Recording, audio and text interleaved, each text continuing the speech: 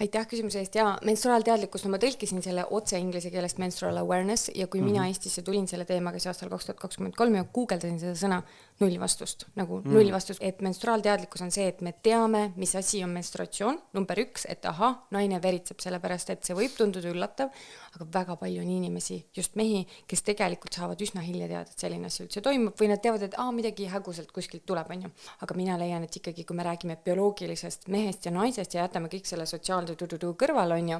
et siis on oluline teada, et mehe hormonaaltsükkel on 24-tunnine. Hommikul sa ärkad, sul on testosteroon kõrgel, eks ju, peale lõunat hakkab kukkuma, õhtuks on ta üsna madal ja sa magad ennast öösel välja, puhkad ära, hommikul sa lähed ja täpselt sama nagu ringiga peale. Menstruaalteadlikkuse see esimene nii-öelda see lipp, millega lehvitada on siis see, et naiste hormonaaltsükkel on 28-päevane keskmiselt. Et see tähendab seda, et naise menstruaaltsüklis on siis 4 erinevat faasi, sõltuvalt siis sellest, et me nimetame, et kui veri välja tuleb, et see on justkui nagu ühe faasi lõpp ja teise algus on ju, aga et me räägime sellest, et on munarakk, mis siis valmib munasarjas, eks ju, kasvatab endale folikulit ümber, ta teeb selle teekonna, ta läheb, ootab seal munajuha nii-öelda alguses spermatosoidi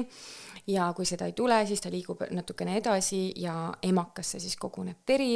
ja igakuiselt siis, kui munarakk ei ole viljastatud, see läheb sealt välja ja see on siis sellised 4 faasi, et on see munaraku kasvatamise aeg, ehk siis nagu kevad, mis kestab umbes 2 nädalat, siis on see suvi, kui munarakk see on nii ilus ja naisel siis on 2-3 päeva.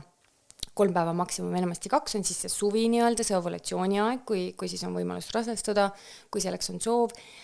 Ja siis järgmised 2 nädalat sa liigud sügise poole, et sul on selline nagu, see munarakk viljastunud, kogu nagu keha läheb nagu selle süsteemi poole, et me hakkame väljutama kogu seda verd, mis sai emakasse kogutud. Ja siis on menstruatsioon, keskmiselt siis 5 päeva, eks ju, ja naine sammub nagu läbi selle 28 päeva neid 4 faasi ja mees seda ei koge ja selle tõttu on ka mehel võib-olla väga keeruline seda mõista ja naistel siis selle 28 päeva jooksul neil aju muutub umbes 4 võrra. Et see on menstruaalteadlikkus, et me teame, naine on keegi, kes muutub ja see on normaalne ja mitte keegi ei tohiks ega ei peaks naist sellepärast kuidagi alavääristama.